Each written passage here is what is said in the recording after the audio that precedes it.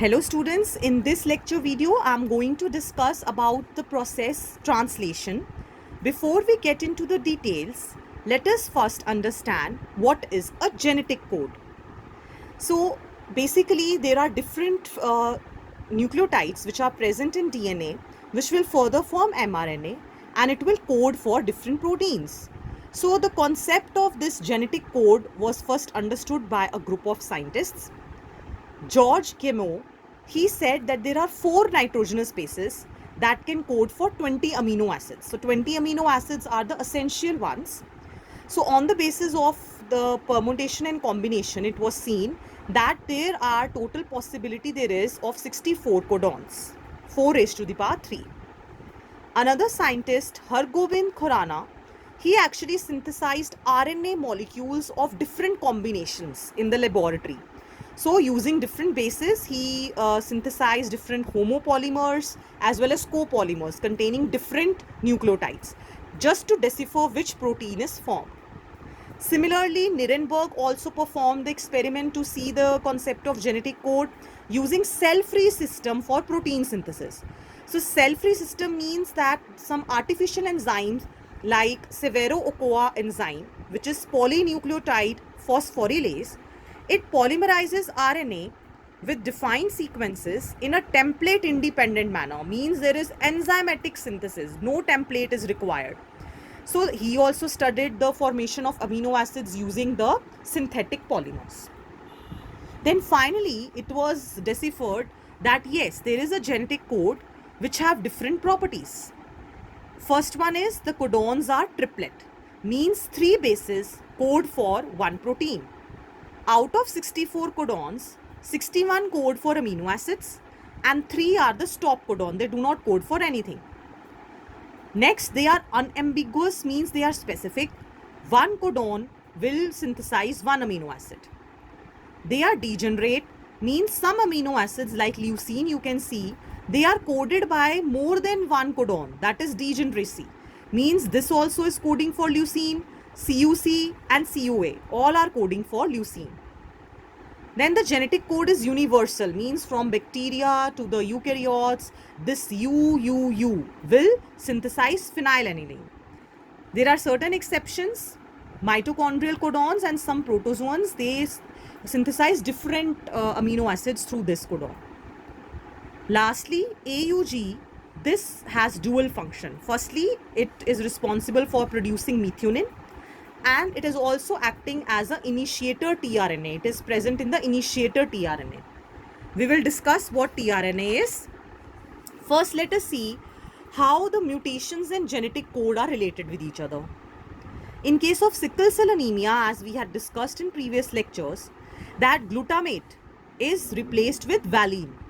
So what is the difference? GAG actually forms GUG, means at this place A is replaced with U.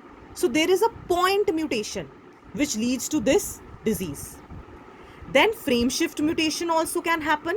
Frame shift means the frame of codon, the frame of producing proteins is shifted. Like you can see over here, suppose this is the arrangement. Okay, the 3 will code for one protein. And here addition of one C is happening, addition. So what will happen? The frame will be shifted. Yes, it will be shifted, means now instead of GAG, CGA is going to code for protein. So to understand the process of translation, first let us see the structure of tRNA. tRNA is like an adapter, like we want to charge our phone, so we use a adapter and a charger. So it is like this, which will initiate the translation process. So at one end, there is amino acid acceptor end. This is the tRNA molecule. Initially, Francis Crick referred to it as soluble RNA, which was further called as tRNA, transfer RNA, because it is transferring the amino acids. Then this side is referred to as anticodon loop. Anticodon, why? Because this is complementary to the mRNA. The code is complementary. So let us see what is happening in translation. It is basically polymerization of amino acids to form polypeptide. How polypeptide will be formed? Amino acids will join using the peptide bond, which requires energy, and then this polypeptide is formed. So the first step is charging of tRNA, or you can say amino acylation of tRNA. When amino acid is attached over here, so with the amino acyl group, so presence of tRNA will enhance the peptide bond formation. As we know, ribosomes are protein factories, they synthesize proteins. So if this is the mRNA molecule, the small subunit, and this is the large subunit.